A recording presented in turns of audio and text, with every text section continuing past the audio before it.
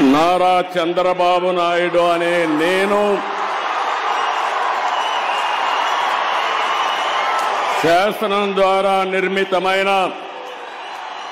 భారత రాజ్యాంగం పట్ల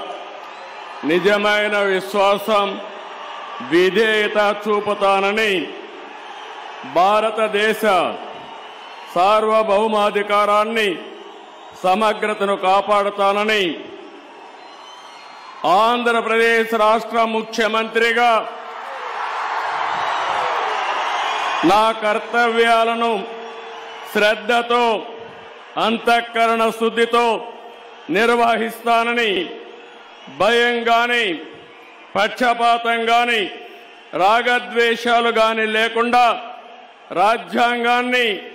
శాసనాలను అనుసరించి ప్రజలందరికీ న్యాయం చేకూరుస్తానని దైవ సాక్షిగా ప్రమాణం చేస్తున్నాను.